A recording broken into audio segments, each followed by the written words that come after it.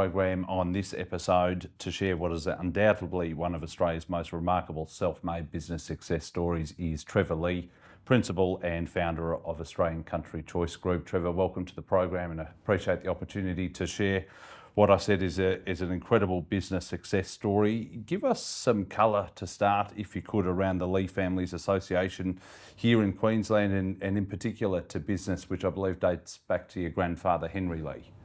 Well, nice to meet you, Rob, and thank you. Dad's father, Henry,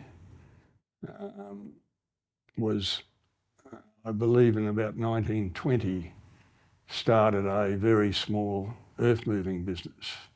Well, you'd hardly call it an earth-moving business. It was a tip truck and a front-end loader, which loaded on the back of a little tip truck, and they went around digging up things. So that's how that all started. And Dad was, he came along, and I think he was born in 1920, and the business had really just started at that point with the trucks. I want to ask you about the background of your parents, Norman and Dorothy. If I recall correctly, they met in Brisbane sometime in the 1940s whilst both young, and your father, Norm, left school aged just 12 whilst your mother grew up in Brisbane. Tell us about what you recall of your parents and growing up at that young age. Well, both Mum and Dad were born in Queensland, and they met, as you said, in the 40s. I think they were 17 and 18 at the time, and they married a year later, 19 and 18. So apparently that's what people did in those days. They married early. They were city people, basically. Dot, my mum, was very much a city girl. She I'm not sure when she left school, but at 16 I know she had a job in McDonald and East in the city as a seamstress, and that's what she was sort of planning on being and doing. And Norm, as I think you said, he left school at 12 and he disappeared out west to our relations who had several cattle stations or sheep stations, some of them around the Gundawindi in the Maranoa district, and he did a bit of work there and rabbit trapping and dingo trapping, etc. As I understand it, your father overcame a number of crippling health challenges throughout his life, and following the passing of your grandfather, took over the family's earth-moving business. Within 15 years, he'd built the business from, like you said, one tipper truck to, I think, 100 different machines and 500 staff. It was the largest earth-moving and transportation business in Queensland. Talk us through this part of his life, if you could. Well, it was the largest private earth-moving business in Queensland at the time. I think there were a couple of public ones, Tees Brothers and Katie Morris, around at that stage that were public, of course, and were bigger. But yeah, now go back to Dad's health habits. He, when they were living out west, he was visiting it was actually in the Roma district at a property not far from where Brindley Park was, the property I ended up on. He was inspecting the property with the thought of potentially buying, which was a bit beyond me, although it was very cheap. I know he didn't have much money back in those days whatsoever. So it was summertime and he drank some dam water and he became very ill. In fact, so ill they took him in the end back to Brisbane and said to Mum that he'll never work again.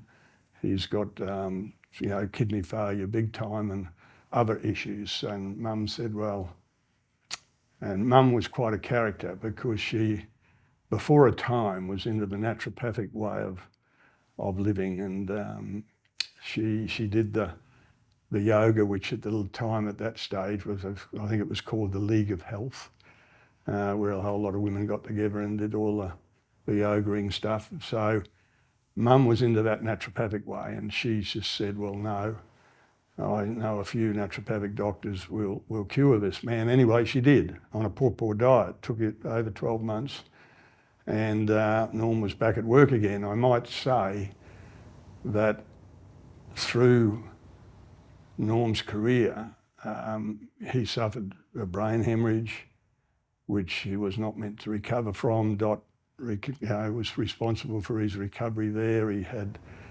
5 bypasses, heart bypasses, and without Dot, he would have died prior to getting to hospital. And again, he had a lung removed. He was a heavy smoker, Dad, and he, again, due to Mum, her medicine or the way she did things was responsible for Dad recovering.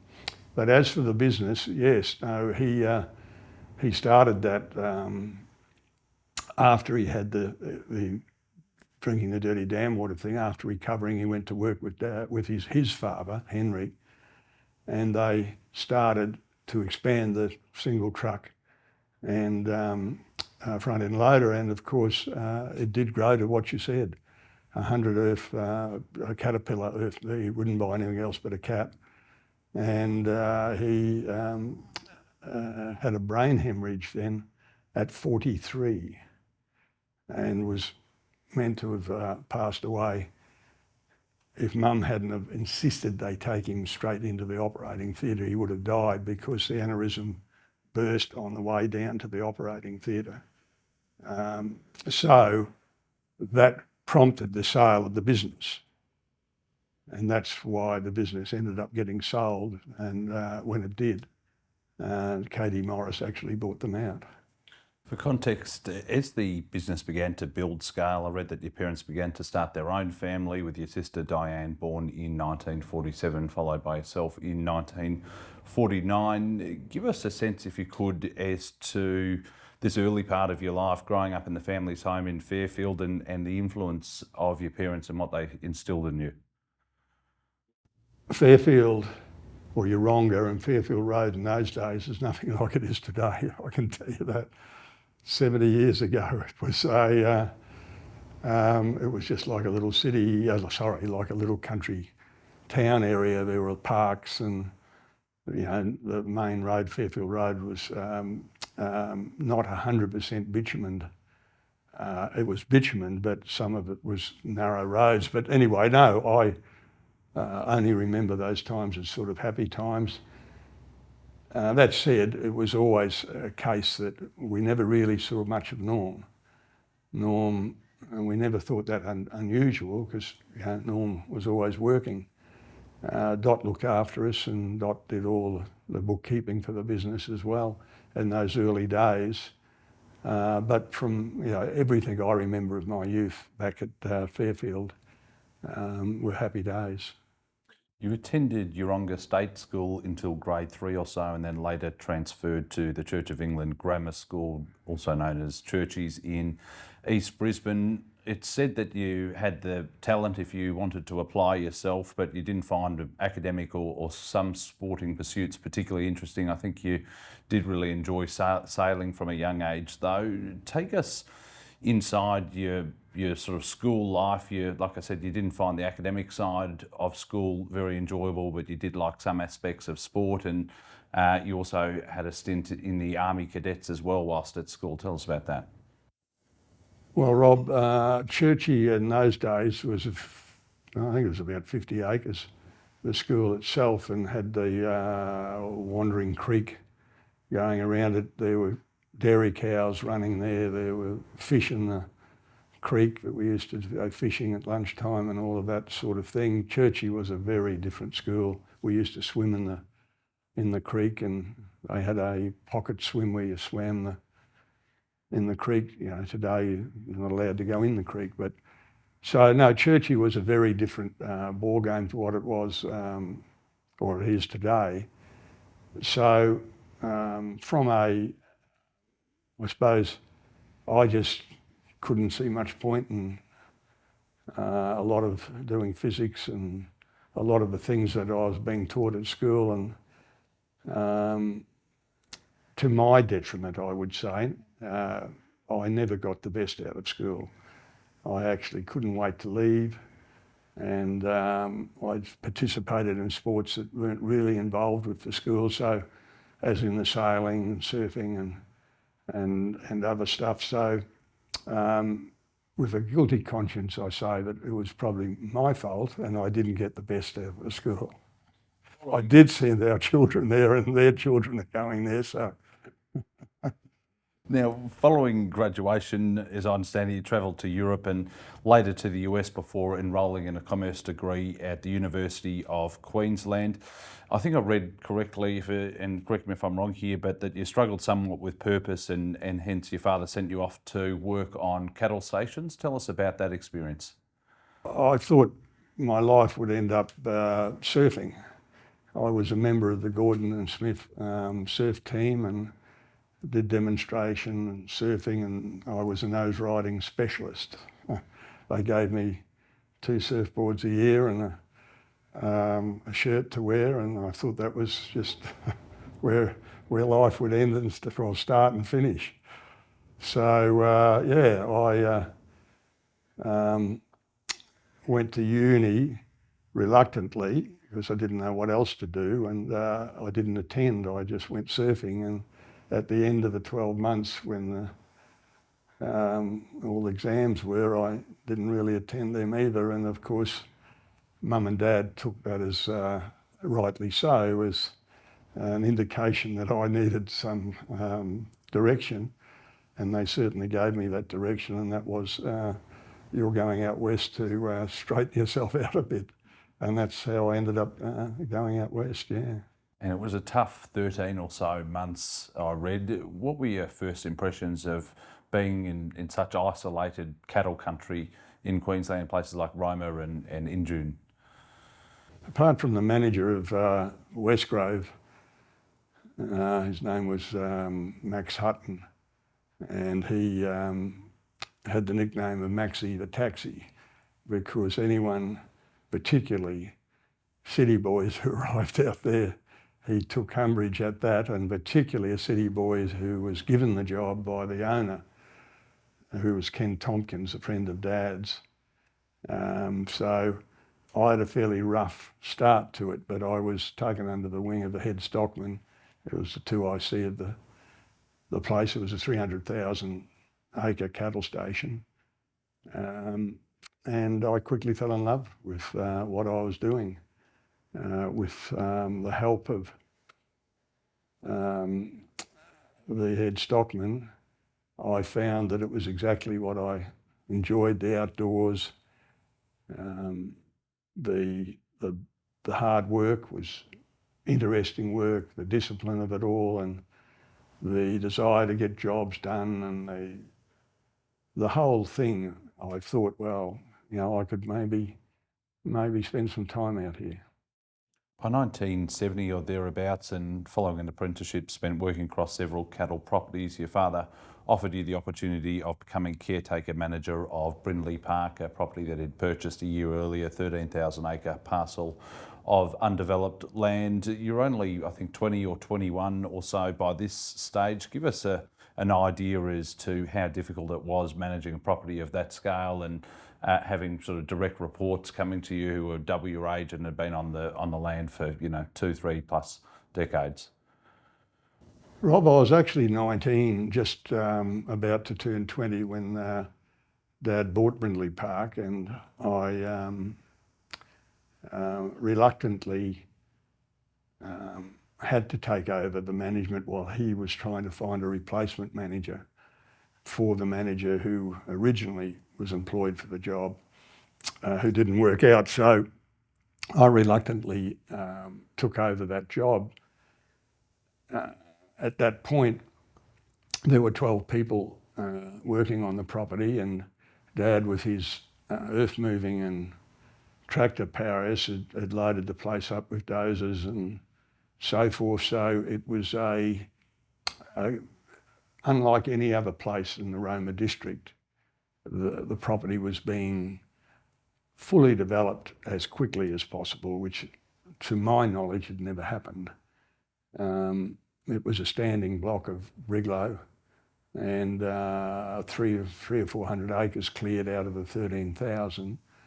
So between pulling down the timber, which of course in those days, if you didn't pull the timber down, you went to jail. Now, if you do pull the timber down, you go to jail.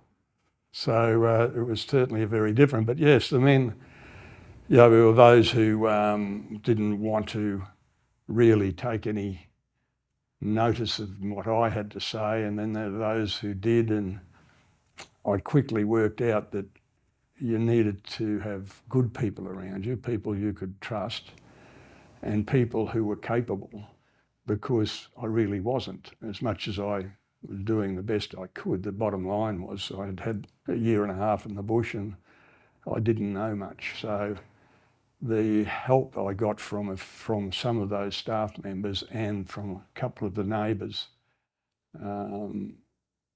if that hadn't occurred, I probably wouldn't have lasted, because it was very stressful times. There were a lot of stuff going on that, it was not uncommon to work 72 hours straight. So if I suppose what it taught me is that you have to have good people around you. And I learnt that at a really early age. As you said there, you're working some days 72 hours without sleeping. This sort of epic work ethic that you had, where was that instilled from, do you think? Was it something that you learned from your parents, or was it something that once you got on the land, it just sort of came naturally? Well, I suppose growing up, the children being myself and my sister, and then all the grandchildren, and Norm's grandchildren or my children, we all had a saying, poor Norm works. As soon as you could speak, that was the words you said, poor Norm works. So I expect it was just something that was, you did. I never did it because simply I didn't enjoy it. I surfed for all daylight hours, but so no, it didn't, the job needed doing. It was great to do it. It was great to see things happening. It was great to be learning what we were learning. It was exciting. So many things going on that it was just thoroughly enjoyable time. Must be said that there's some terrific anecdotes and stories from this part of your life, not least your infamous Alfa Romeo that you owned, and which you had a strong track record in being able to drive and drive pretty successfully and quickly. Tell us about your experiences with this Alfa Romeo, some of the speeds that you got up to driving back to Brisbane, and later the Comanche 250 light aircraft that you were encouraged to move to the air rather than drive by the local police. You do know a little bit about things, don't you, Rob? That's a bit like my school days. I'd rather the days I've best forgotten about. But you have to remember, go back, we're talking 50 plus years ago. The bush was very different. Like I had an Alfa Romeo. I used to drive. I averaged in 3 Alphas 78,000 miles a year driving, and plus all the 72 hours of work, plus all the, so there was a lot of motoring, and I was a bit of a car freak, and I became quite friendly with John French, who used to race the Alphas. So when I'd buy the Alfa, when we'd buy them, John would hot them up to racing standard, like he used to race, and they'd be fully protected underneath, and they were capable of 140 miles per hour. That's fast. Anyway, yes, I did regularly drive to Brisbane, and that was from the outskirts of Roma to the clock at Rocklea. There was a clock back in those days, and I think my record was 3 hours 13 minutes, which when you think it was 336 miles doesn't take much to work out what speed you were doing. But I used to drive past the police cars doing that speed, and they'd wave to me. One day they stopped waving, and the commissioner, because Roma was a police training centre, and one day the commissioner of police in Roma called me in, and I drove in my little Alfa, and he just said to me, well, that's it, no more. If you speed now, you're going to lose your licence. So I thought the best thing there was to try to learn to fly, and I'd go in the air. So in 1972, I got my pilot's licence and bought a Comanche 250. I think it was $57,000, which was quite a bit of money back in those days. And I flew from that day on nearly everywhere, and I was a very different person from that time on. I was probably a crazy car driver, but I was a very conservative pilot, and it was a changing period in my life, I believe. So that's the best you'll get from me about all of that. Before we move on, after a few years, you'd honed your skills on the land, and be it from a managerial perspective or from a practical perspective, you'd really learnt the ropes. As I understand, there was a number of philosophies that began to shape your approach to business, one of which was think differently, do differently, and the second was the importance, like you've already said, of surrounding yourself with good people who you could trust. Walk us through both of those philosophies, if you could. Rob, you say all those words. What you've got to understand is I went out there knowing nothing about the bush. I was a very practical person back in those days. I could fix a motor and I could do a lot of stuff that, at 12 years old that people wouldn't even think of doing today with motors and cars and fixing things. So I just had another mindset to what people out there, I was thrown in at a very young age, with no knowledge of what the normal grazier was doing out there. And the more I saw what they were doing, the less I liked. And it sort of said to me, well, if I can't see another way of doing things, I won't stay on the land, because that is not, I could not see how you would do a sustainable business out there that you had any control over. So that's where all of that philosophy came from, of saying, well, hang on, why can't I do that? And why can't I plant improved pastures out here? Why do I have to just do it this way? I don't understand it. I became rather unpopular out there because of that attitude.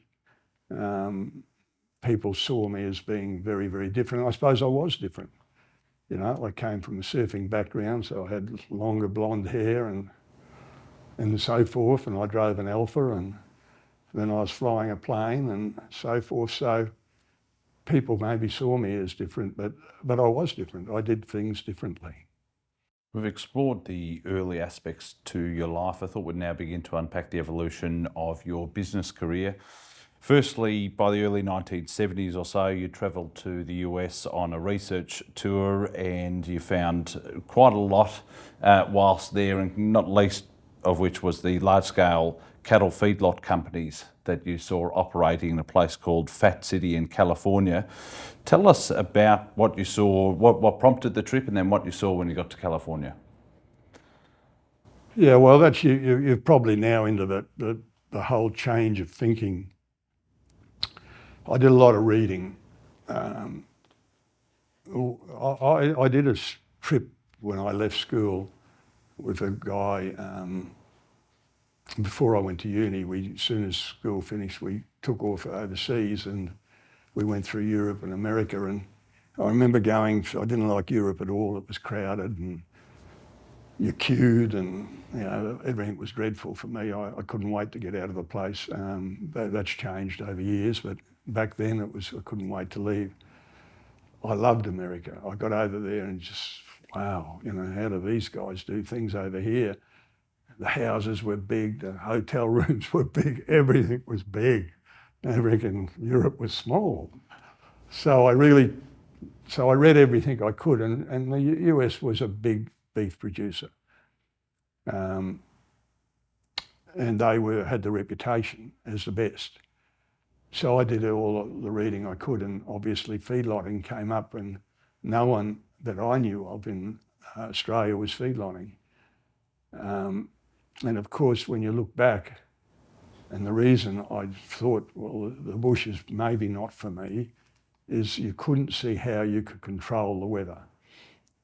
You know, if it was a wet season, you're a good manager. If it was a bad season, you're a bad manager because your cattle are either dying or are never fat, and you're paying money to feed them, and the whole thing was a shambles in my book. I just went, this is just not on, this doesn't work, it shouldn't work this way. So I decided to read about feedlotting, spoke to Dad, who was in Parliament at the time, and said, Dad, could you, is it possible to organise a tour of a feedlot? He didn't even know what a feedlot was. Anyway, he did. He organised a trip to a two-fat city in California, and I flew over there by myself, and I'll never forget it. I drove into a service station, and the guy, I said to him, I filled up, he was filling up the car, and I said to him, mate, where's this fat city? And I loved the name. You've got to love that name, Fat City. And he pointed. He said, there. And I turned and I looked again at the hill, and there was this hill, and it was, when you look closely, it was just all cattle. Just 80,000 cattle just sitting there in front of your eyes. And I thought, whoa, what is this? And I drove in, and the boss of the place, had a four-wheel drive thing with big horns on the front of it and big hats and big boots, and he took me into his desk, and he had a big part cut out of his desk where he'd put his feet up and put him on the desk, and he'd smoke a big cigar, watching him thinking, holy moly. And then he rattled off all the numbers of how many kilos of meat were being put on every day, how much feed these cattle ate, and what weight gains and what they had to drink. And I just went, oh, this is just unbelievable. And that was a game changer for me. At that point, I went, wow, hang on. These cattle, regardless of whether it rain, hail or shine, are putting on X number of kilos per day, every day. And I thought, if I could do that in a smaller scale, I think I could make a business out of this. And that's where the whole thing started to tick for me, with the vertical integration and organisation. Yeah. So you'd seen that in the US, it was such an eye-opening experience. What was the sort of first couple of steps that you took once you'd landed back in Australia? I mean, you must have had so many thoughts going through your mind. How did you envisage that you were going to then take those thoughts into execution or implementation? Yeah, well, that was a good question. That's a good question, because there were no rules or regulations about feedlots. There were no feedlots. I knew of one that had been built by Austin Biscay in the Brisbane Valley the year before, and I heard of Dougal Cameron and Don Bridgeford that were looking at building feedlots as well. But that's just I didn't know these guys. I was a young guy, they were an older guy, and I went and saw a feed company called, the name escapes me right at the moment, who made pallets for chooks and stuff. And I spoke to them about, because that was the problem I saw to start with. How do I feed these cattle? Anyway, they said they could make a ration up for me, or a recipe, and based off a lot of pallets that they'd sell me. And then I had to have a roller mill, and I could buy some grain and some hay to add to that. So it was very rudimentary. I put up a set of yards and put a trough in the front and a water trough at the back, and started feeding cattle. And they were pretty scary days. There were things that went wrong and things that, you know, killed cattle. But in principle, I started with 1,000 head in an area that was half the size of this building, and that held 1,000 head. And the 13,000 acres that I'd just been in the process of developing, when I finished, would, if I was lucky, run 1,000 cows. And I thought, oh, hang on, something doesn't add up here. This is something that I really could get my hands around. So, yeah, I got very excited about it from that point. And I suppose, I don't know whether I'm rattling on here, am I? But whether I'm interfering in your other questions. But that was when I thought, well, hang on, how does all this work?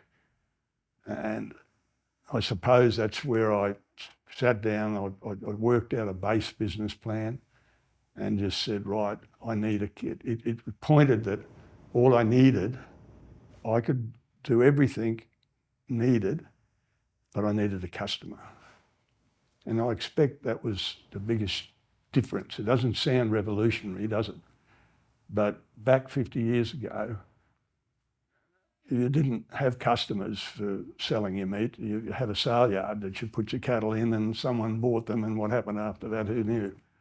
All you knew is those evil meatworks might buy them and sell them for a profit, which was always the fear of the grazier. But from my point of view, I thought, well, hang on, all I need here is a customer. I can go and get that cattle killed at the Cannon Hill Meatworks. It was operating at that point.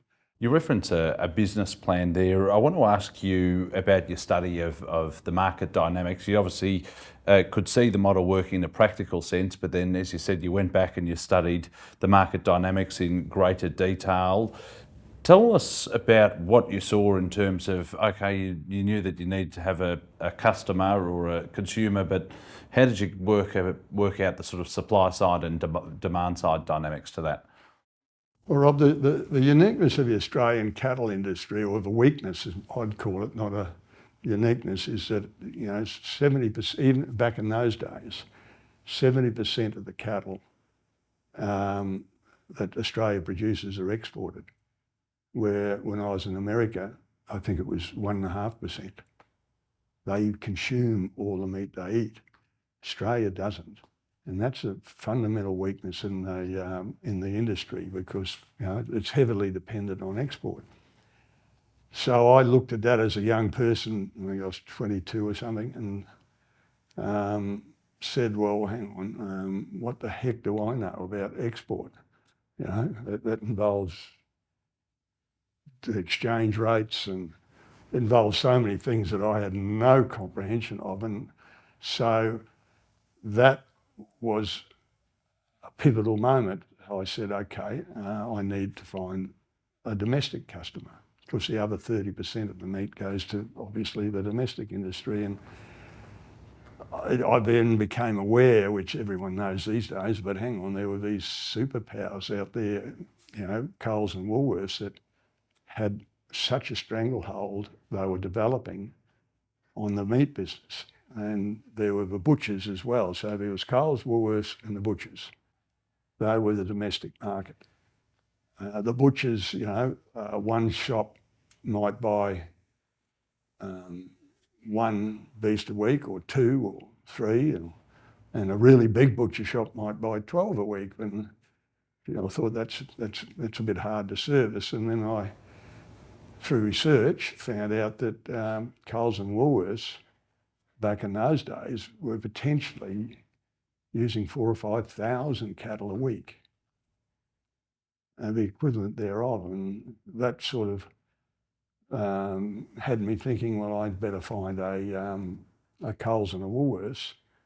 That would be what I'd target, and what do they want? And then when I looked at that, I could see, well, they didn't really know what they wanted. They were just buying off people out of sale yards, And I thought, well, hang on, there's opportunity. So at that opportunity, I started to write a business plan. I'd already written a very minor one, but I wrote out how does the whole industry work to supply Coles or Woolworths. And when you put that down on paper, you look at it and go, well, hang on, there's so many steps in here. There's so many middlemen. There's so many people taking some whack at it here.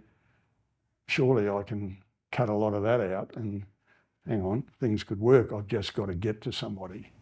But I had to get the business, the feedlot working and growing. And so I actually started selling cattle to Gilbertsons, who were a Melbourne company that actually were not processing, they had the cattle processed at Cannon Hill, and they had a building here that was built specially for them where they were wholesaling out of. So I started selling them 30 cattle a week. And that's when things started to grow a little bit. As you said, you looked at the supply chain and studied the supply chain. I think there were 10 or 12 steps. Traditionally, you worked out a way to cut that to 3 steps potentially. Take us inside your thinking in that sense.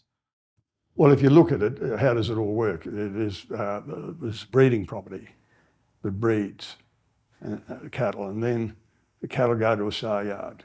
So there's transport. And they go into a sale yard, they get sold, and a backgrounder or a grower tends to buy those cattle, and he grows them to a weight that the fattener, so he transports them back to the sale yard and another commission, another ticket clip, and they get sold to a fattener.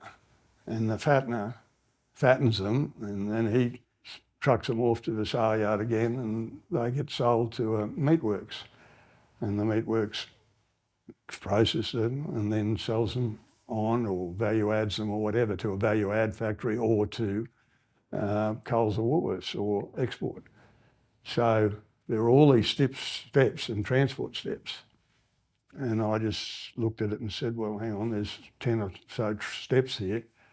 If I could cut them back to 3, I reckon I've got something to sell to somebody, e.g. Mr. Coles or Mr. Woolworths.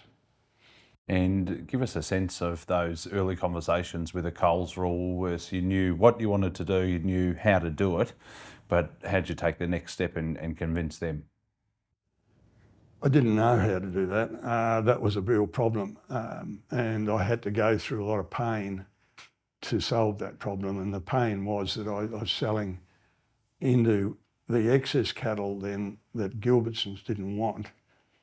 I was selling in the Cannon Hill sale yards, and I was observing that the person buying those were the supermarkets. And the supermarket in those days never bought direct, they were buying through an agent. And that agent was buying the cattle, and I ended up selling to him. Futures then started by, I don't know if you ever knew that, cattle futures started in Queensland around that time, and that was a really big win for me. But I won't go into that, but that's another story. But so the guy, the Coles agent, the Coles agent was buying the cattle and passing them through to Coles, and I then went to him direct and said, mate, why am I going through the sale yard? Why can't we? And that happened when the futures market closed. That's why I brought up the futures. When that future only lasted for 12 months or 18 months, and it closed, so I then said, right, I'll go and see the bloke who's been taking all the opposite trades from me. And then, so, it was Coles. It was the same guy who was buying it out the sale yard. So we sat down and had a little talk, and I started selling direct to him. At that point, a whole lot of corruption blew up in the meat industry. There was corruption everywhere, and that became a real problem for us. And anyway, that corruption was disclosed and it got sorted out, and that's another story. But in that sort out, I ended up in a position to supply Coles direct with, well, a nightmare experience. They said, well, we want 2 sheep here and 4 pigs there and a couple of calves down at that store and 1 body at Tweed Heads and of cattle and, geez, how am I going to do all that? Yeah, but so it really didn't go anywhere because what they were trying to do, it was the stores ordering, and a lot of the store managers in the stores were corrupt as well. So until the corruption got cleaned up, which it did, the business really struggled. And then when it got cleaned up, the Coles senior execs came along and said, mate, tell us all about your story. We've heard good things about you. Tell us what you do. So I went through the whole process for them and told them how it could work. And that's when we started to write contracts with Coles. So from there, let's talk about the professionalisation of Australian Country Choice Group Incorporated, I think around about 1974 or so, which, if my maths is correct, you would have been still in your mid-20s. Talk me through, you've spoken about some of the challenges in the industry. What about the evolution in, say, the 70s and 80s of Australian Country Choice Group? How'd you go about building market share and presence? Well, the 70s were more focused on developing Brindley Park and growing the feedlot. Our first contract with Coles was, I believe, 75. And that was basically a 12 months contract, but really got reviewed monthly. It was hardly, you could call it a contract, but they were then taking 60 bodies a week from me. So that was the opportunity where we decided, okay, I can really sit down with them and explain a vertically integrated model and what it could produce for them. And that's then when they'd seen that we could do 60 bodies a week, they then decided, well, okay, let's grow this together, and which we started to. And in the Brindley Park feedlot, then in the 80s, we took it to 6,000 head.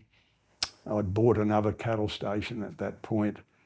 And by the way, I've only ever sold one station out of the 45 I've bought, and that was that one. Should have bought our neighbour's property. It was a huge mistake.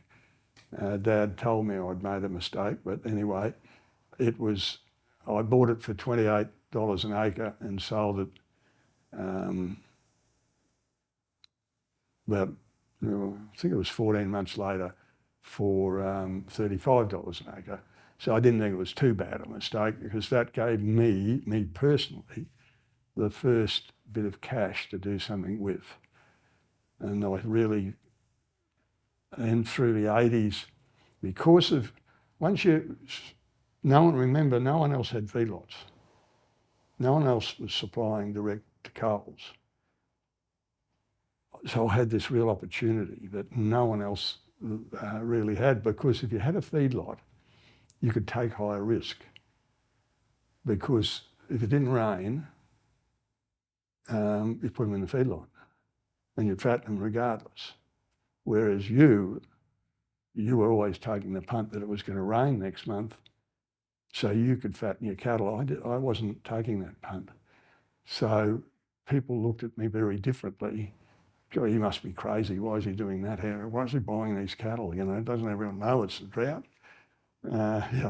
Poor old Goldilocks will be in real trouble soon. But the reality was I was growing the feedlot, and all the trading cattle, if I couldn't sell them for a profit, I'd whack them in the feedlot. And so that whole combination multiplied out to where I was starting to really start to make some money. Not a lot of money, but make money, because I was expanding the operation all the time and growing it. You referenced the vertically integrated model, of which you're a pioneer of, certainly here in Australia and globally as well, and it's led to incredible success. Australian Country Choice Group, now the world's largest privately owned vertically integrated beef processing company. What does that mean when you talk about vertically integrated? What's the model? The model, vertical integration, no one was doing it. And that was controlling every step in that chain. The unfortunate thing for me, the two key things in a vertically integrated model is obviously cattle are the key to the whole thing, but that was how do you get them fat and how do you process them? So the two things in the end you had to have to be fully integrated and so you had control was a feedlot or feedlots and a meatworks. That created its own problems because I was flat out being a cattleman.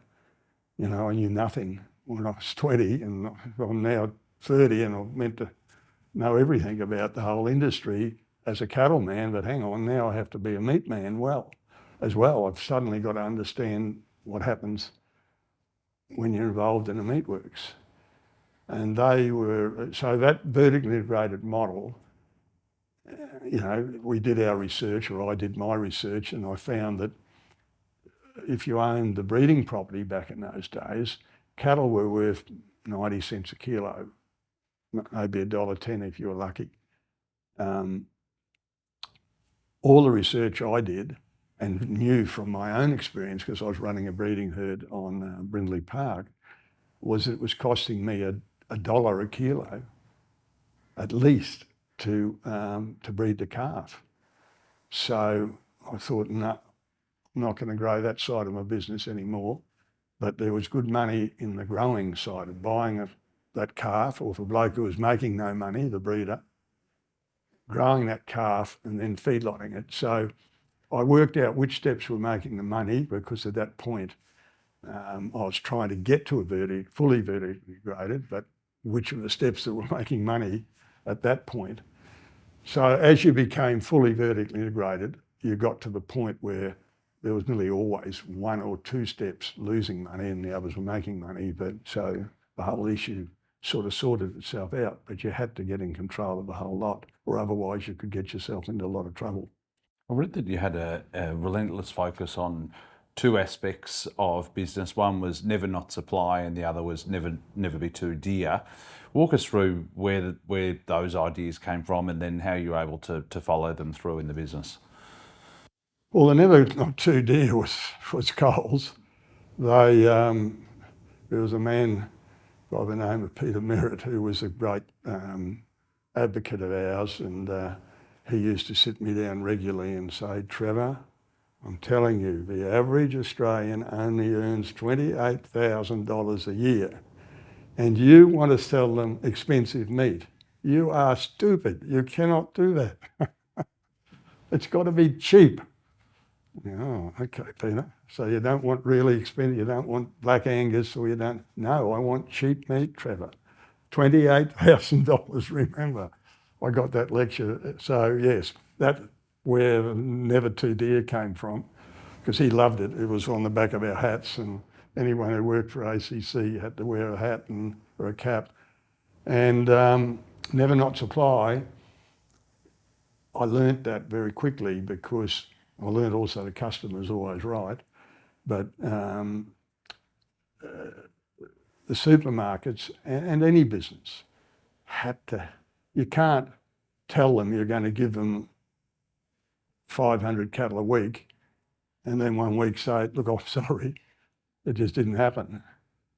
So never not supply had to, it couldn't be a reason, couldn't be teeming rain or floods, that we had to build another feedlot in the Brisbane Valley that in a 100-year flood, we could still get to Brisbane. That's how far we took it. We took it that seriously that you never not supplied. So yeah, they were the codes that the business was built on.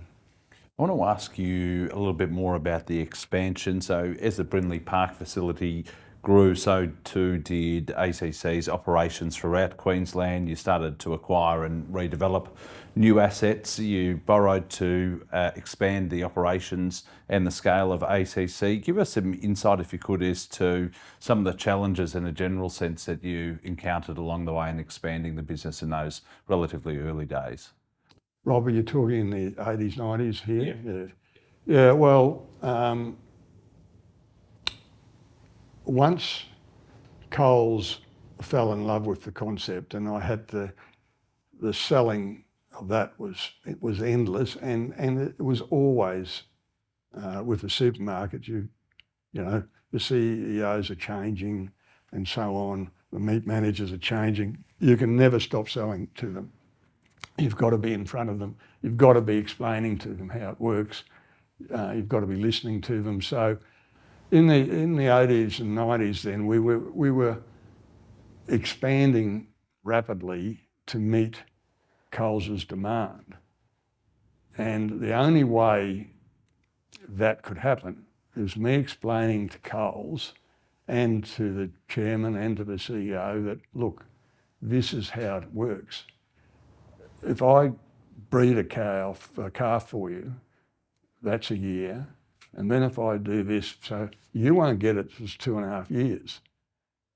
I need 10-year contracts. Well, this isn't going to work. So the day they signed 10-year contracts was the day the bank fell in love with me. And that was another game changer for ACC. Those contracts, those long-term supermarket contracts, allowed us to go to a bank and say, right, and they would basically, as long as the proposition had Coles's tick and as long as it had our tick, it basically, well, not basically, we formed a tripartite agreement that was formalised between the bank, ourselves and Coles. And at that point, money was easy to get hold of. You were working, as you've said, at the time, 80s and 90s, with Coles and then also with McDonald's. What were the keys to some of the relationships? We'll get to who you're working with shortly, but in sort of establishing those relationships and then building the trust. We got to a point where the business was growing enough that we couldn't see how was this all going to keep going? How were we going to, what were the handicaps to keeping on growing it? Well, the biggest handicap was the imbalances. The Australian consumer, given the chance, would eat cube rolls or rib fillets and eye fillets every day. But they didn't want, back in those days, that mince was something that you only touched irregularly. Today that's not the case, but so the problem was that an eye fillet's 0.05 of the carcass. What do you do with the other 99 point? So to go to Coles and say, look, I'm going to kill more cattle because you need more eye fillets and rib fillets, they'd say, well, what do we do with the rest of it? And so I went and had a chat with McDonald's, and that was another eye-opener. They were just another league in food safety and they things. Well, anyway, so I went and saw McDonald's, and they ended up loving what we were doing because they'd been trying to find a vertically integrated model in America for 10 years and hadn't been able to put it together. And then suddenly they came out to Australia, and here we are, fully integrated. And they're going, wow, this is something. So I ended up going over to McDonald's University and lecturing, which was a really eye-opener for me, in front of 2,000 people, all the McDonald's suppliers and that, selling the integrated model. And McDonald's just were wrapped in it. And then I introduced the two to Coles that McDonald's would take all the secondary cuts, and Coles would take all the good cuts. Hey, a marriage made in heaven. And all I had to do was put it together. The problem was two big players, and it worked beautifully for a while, but people got greedy, and the business ended up parting, and I stayed with Coles because there was no way, although McDonald's did explain to me they were worldwide company where Coles wasn't. I'd been better off with them. Coles had been very good to me, and I stayed with them. I thought it'd be pertinent to mention one aspect of your business skill set at this point in time, and that's this idea of this over the horizon vision that you've got. Walk me through where you think that comes from, that ability to look over the horizon and see what the next trends are, or see what's next for the meat industry, and perhaps how you're able to build and scale the business off the back of that vision. I hear that. People tell me I've got over the horizon vision. Look. Yes. What I know why they say it, because there's cycles in the industry, and we were doing things that were never done in the industry. We were pioneering so many things in the meat business, in the cattle business, in the feedlots, in improved pastures. We were doing things that just weren't done. We were looking at meat tenderness and how we could make meat better. We were doing so many things. So that was something that,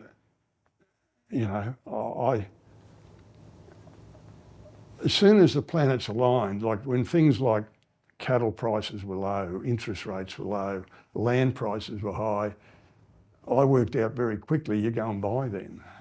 And I had the money available through these contracts with Coles to go and do just that. So I suppose people over a period of time were saying, well, gee whiz, he never seems to get it wrong. Well, I think if most people stopped and thought about it, like I looked for properties that were in good areas, I identified those areas, I'd studied the rainfalls, the historic rainfalls, and you worked out, well, no, you don't buy there, you buy here. And this will be worth more money than that. And all the cattle stations we've bought have all been in areas where they've, gone up in money so much. And so that's how we would identify, I would identify what the industry was going to do. Well, that was because I was very close to what was happening in America, and we nearly in everything we follow America. We're 10 years behind. In cattle, we were 15 or 20 years behind. But so I think it's a title that I probably don't deserve, but I'll accept it graciously. Thank you. You referenced the property side of the business there, and the numbers here are mind-blowing. So from one 13,000 acre facility that was spoken about in Brindley Park, which you've still got, to today 4.5 million acres across 42 properties, correct me if I'm wrong here, large-scale cattle breeding, backgrounding, farming, feedlot assets. You're the third largest landholder in Australia. I think you're the third largest owner of cattle in Australia as well. Take us inside this growth. How do you go from one 13,000 acre facility to 4.5 million acres of land? I think we need to retract. At a point of time, we certainly were all those things you say. I don't believe we're that. In fact, I don't even look at it anymore, because things change. Like, it's not a matter of how much land you own, it's how many cattle you can run. Like, you can own a property in the Simpson Desert that's 10 million acres, and you can run 1,000 head if you're lucky. So, big numbers in acreage don't mean a lot. What means a lot is the cattle, and our operation has the capacity. It doesn't always carry it. It's when the seasons are good, we ramp up to 300,000 cattle. We go down to 200,000 in bad seasons, and our model that I developed, our IMO, inner, middle and outer circle, allows for that. That's just another conversation though. So in growing the business, it was a matter of the banks and only buying when things were cheap, interest rates were low, cattle prices were low. Then when that happens, you go hard, e.g. Mario Andretti, if you remember, the famous racing driver. I met him once, but one of his favourite sayings were if you're not if you're comfortable in what you're doing, you're not going fast enough. And I always remembered that. People also like working for a successful company. People like working for a family company. So when you put all these combinations together of a company that's kicking ass, it's moving forward, it's going well, it's doing things that no one else in the industry does, it's successful and it breeds success. And so that it just wasn't hard to keep going. You just get good men around you. I remember when Coles said, supply 500 cattle a week. I thought, that's not possible, not possible. How can you get cans of Coke? Because that's how we sold the business. We will give you a can of Coke every time. And you want 10,000 cans of Coke? We'll give you 10,000 cans of Coke. They'll look the same, they'll taste the same. That was the concept we sold. And that's what we delivered. But how do you deliver it? Well, with feedlots, with discipline, with process and full integration and understanding the dynamics of that, and good people around you, not as hard as you think. A significant change in the business's operating model occurred in 2017 when the decision was made to move on from the exclusivity agreement with Coles and explore a more diverse multi-stream approach, which included new agreements to supply Woolworths, as well as a larger emphasis on the export market. I think you're now exporting to 6 or 7 countries outside of Australia.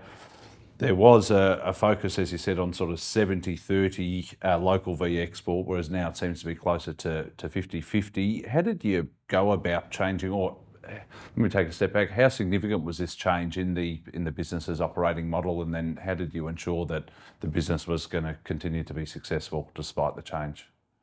Well, from succession planning point of view, the business saw it as a risk. The board saw it as a risk that we had one customer. I kept saying, but hang on, that one customer's got 850 stores.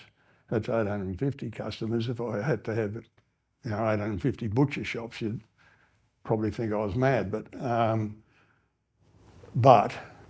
I can see sense in what people were saying. Originally trying to sell a business model that had one customer, and hang on, I want to borrow hundreds of millions of dollars. That could have gone over badly with the banks too. We decided we were better off doing it, having another model.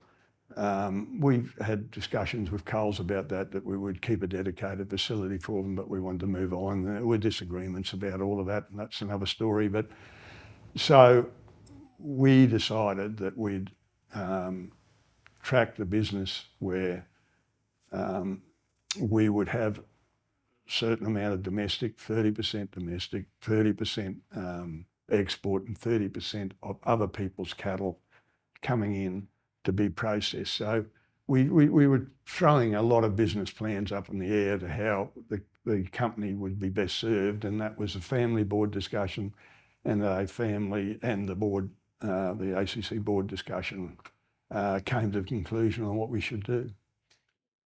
I want to ask you about the fundamentals of expanding the ACC business over the course of the last 50 plus years. As the operations have become more complex, how did you keep your eye on the ball while still, managing through whether it's political, economic, environmental, or economic volatility? Difficult, and more difficult as things pass on.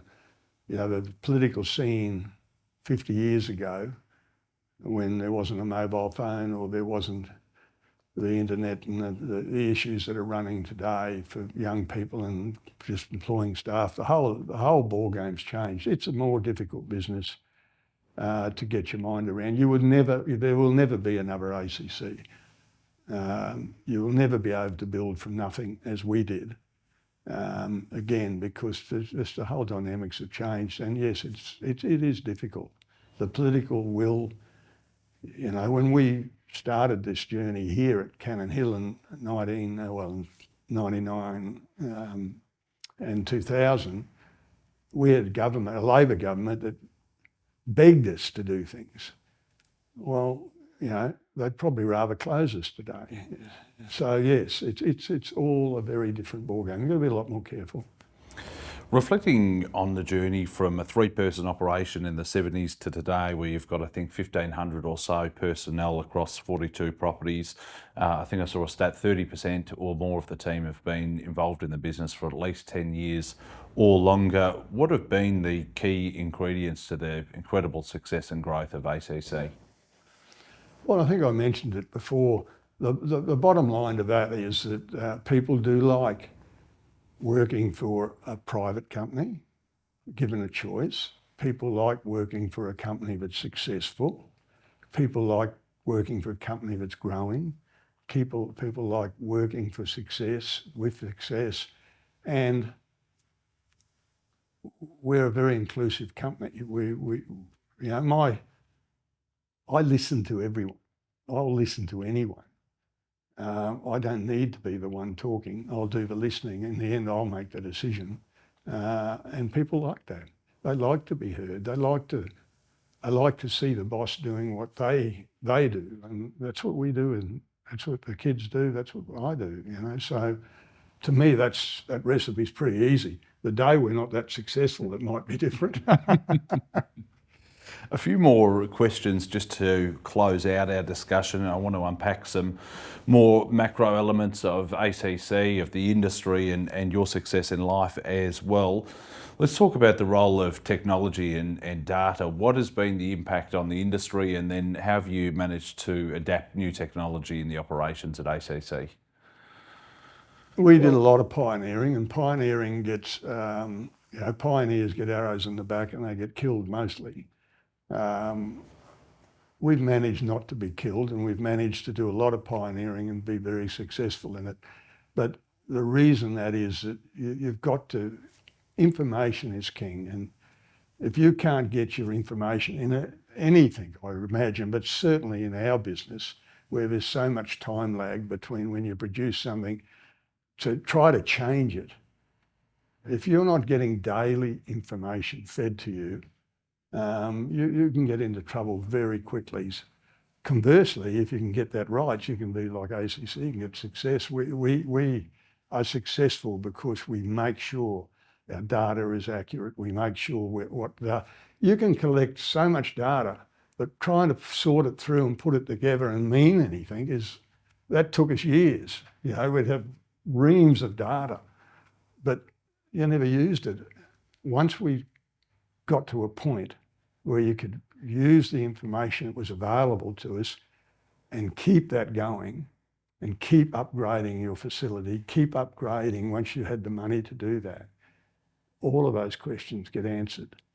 It's a lot easier. So, we put $15 million a year into this facility just to keep it upgraded, to make sure that we're competitive. If you're not, it's a slow death. It can be a quick one too. Walk us through the sophistication of this facility. We were talking off camera about how it's a one-stop shop. The cattle come in and it gets distributed out the other side. The temperature's got to remain within a couple of degrees. How scientific is the whole process here now? It's incredibly scientific. From when I started in the industry, you knew nothing about anything, me personally, but the industry. It knew nothing. When we bought Cannon Hill, they were almost cooking the meat prior to it getting to the consumer. But honestly, the electrical stimulation process was happening at the knocking box. The animals, the knocking box, and then it goes to a hide puller and it gets another whack of electric stimulation, and the whole thing was so poorly done. It was only when MSA, Meat Standards Australia, came along and we worked with them, they did a lot of the work at this facility, that we discovered that there's so much science behind how you do this thing. You know, the body's got to go into rigor mortis at a certain pH level. There's just so many different carcasses, different fat depths, chill differently. The whole process is a mystery.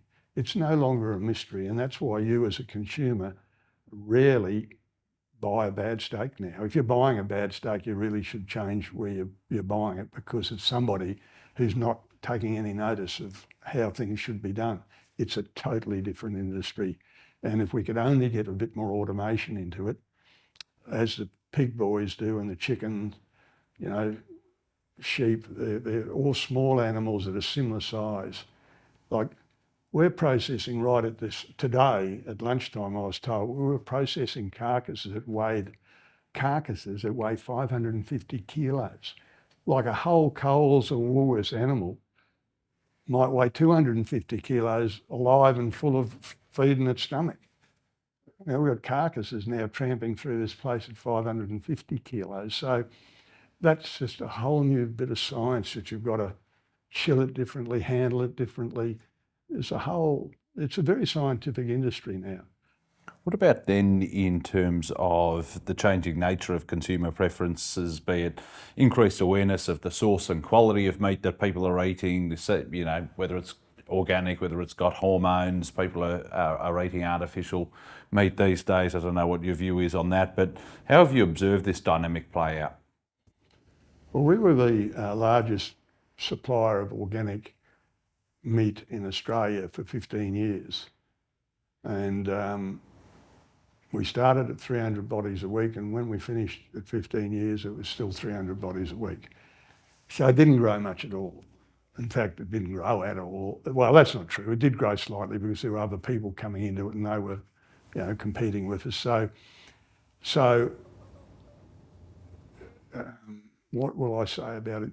Yes, there's a huge future for it, and the people like the Hewitts, etc., that are doing organic cattle, they're actually processing their cattle here. Their business is growing worldwide because the consumer is looking for more things. You know, the woke people, the whole business is different. So there are those people out there that vote for the Greens and they eat whatever. So you've got to cater for it. In fact, we here produce plant-based meat. We're, you know, I won't name names, but we're a large producer of plant-based foods here. Do I believe in them? Yes. Do I eat them? No. Do I think they're going to take over? No. When they get to be a similar price, they'll be a little more competitive with real meat, but I don't see it happening to the point. Yes, it'll be there, it'll be a segment of the market, but the industry, you know, the demand for protein is huge and it's growing enormously. Just in a general sense, and a lot of companies seem to sort of be experiencing this problem is this sort of rise of activism, whether you're a coal producer or a coal mining firm or a firm involved like you are in beef. How do you manage the sort of the fallout from having to deal with these sort of groups? I'm really pleased my son's running the company at the moment. He keeps running it because it's a problem, isn't it? We have them out the front door here once a month, out there telling us you know, how terrible we are, and they're flying drones over our feedlots, and yeah, and you can't do anything about it. So yeah, it's something the industry will really need to deal with, and it's a problem. It's a problem. Back to your own leadership style, you've established and led the business through enormous growth, and you've led it through a period of where you've had to sort of go through risk mitigation and overcoming challenges. What's been your approach to leadership? Well, I think, would I change anything? I don't care what size business it is. Business is still people. You know, if you can't look someone in the eye and talk to them. So leadership's got to be inclusive. It just can't lock itself away. It's got to get out there. It's got to work with the people that are running your business, because you're not really running the business yourself. You're just controlling the mayhem. So from my point of view, good leadership is inclusive leadership. It's working with your people. It's showing them that you understand what they're doing. It's listening to what they do or what they say to you. I don't think those there's no secrets there, and I don't think there is any secrets. I don't think it's going to change quickly. The moment you don't see people and deal with them directly, things can go wrong so quickly, and interpretations. So no, I hope that's answering the question.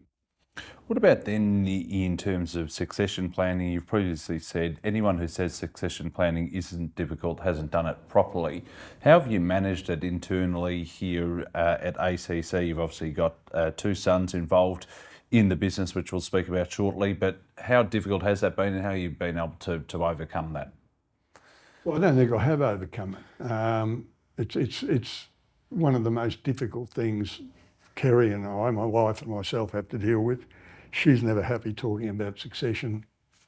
She's talking about death, and I understand that. Circumstances change. Kerry and I have changed as we've got older. The children, as they get older, they change. They've got children. It's a dynamic position. So you can't do a succession plan when you're 50 and say it's going to work at 70. You've got to keep reviewing it. And that's what makes it so difficult. And personalities change. There's an element of luck. There's, we have 4 children, and there's a large age difference between the 2 younger ones and the 2 older ones. There's another dynamic, So have I got all the answers? No. Do we work at it constantly? Are we still working at it? We will be. And I expect I'll be doing it till they say goodbye to me. It'd be remiss of me not to mention and speak with you about your wife, Kerry Craig Lee. She's a director of the business, but more importantly, she's had her own remarkable career over so many decades as well. As I understand it, you met around about 1985 and have been life and business partners now for close to 40 years. Talk us through meeting her and her influence on you and your influence on her and the partnership. Yeah, well, I met Kerry in 85. I was coming out of a rather unsatisfactory divorce situation, and Kerry was enormously supportive. We married basically within 12 months of my separation. As soon as the divorce came through, we got married, which was a really weird thing, isn't it? I look back and wonder how my mum and dad even, condoned it, and they just loved Kerry. But the bottom line, what I would say about all of that is Kerry, within her own right, was an extraordinarily successful businesswoman when she was 21. She was one of the best public speakers I've ever seen at a young age. She was enormously clever. She knew how to work. She knew what hard work was about. So that's, our relationship's been a strong one because we both work hard. We both understand what what encompasses and how that all works. And we do constantly say to each other, you've got to work at love. If you don't work at it, it's like anything. You can be going that way and the other one's going this way too. So all I can say about it is, we work at love, and we have a very wonderful marriage. As I mentioned, you've also got 2 sons in the business. Anthony, who serves on the board and is CEO of the company, as well as Michael, who is also a director of the company. Reflecting on their involvement in the business, how proud are you seeing the next generation come through? Yeah, look, every child is different, and our expectations. The most important thing with children, they've got to be happy and they've got to be doing what they want to do. So yes, I'm enormously proud of all our 4 children. In all their own ways, they've been enormously, they've all have done their own thing. The 2 elder boys have gone into the business. Anthony's now CEO of the business and doing a cracker job. And Michael's a director on the board of ACC, and he runs other aspects. We're also into goats and other stuff we're doing, and growing some, aviation business. So Michael does a lot of stuff within the business, and runs the goat side of our business, plus he runs other bits of it. So yeah, I just want them to be happy, and if they can be happy and enjoy what they do, then you can only, as a parent, say you've succeeded. Reflecting on your legacy, what are your proudest achievements? What do you want to be remembered by? You're still young, so you've got many years left, but when people look back, what do you want them to say about yourself? It was the only question I actually looked at. I looked at the first question because I didn't have time, and the last one, and I really don't have an answer to that one. What do I want people to remember me of? Well, someone who saw something and grasped it and followed it through. I mean, I've been doing the same thing for 54 years. I reckon people might think I'm pretty boring because I just 54 years doing the same thing. Who does that these days? How many people have 5 or 6 jobs or more? But I've only had one, and that's why I'm very good at what I do. Final question, in terms of both your business and personal careers or business and life lessons, what would you define them as? What have you learnt along the way that you can pass on to people watching, or that you've passed on to your own family? Oh, don't be tricky, always be honest. Learn from your mistakes, but don't dwell on them. I think one of the reasons of my success, I've had some bitter blows through my life, but I can leave them behind so easily. In fact, I enjoy leaving them behind, because who wants to dwell on the bad things in life? A lot of people do, and I think it's a bad thing. So I think that's probably my answer to that. Trevor Lee, remarkable and unique Australian success story. It's been a privilege having the opportunity to sit down with you. Thanks for your time. Pleasure. Thank you.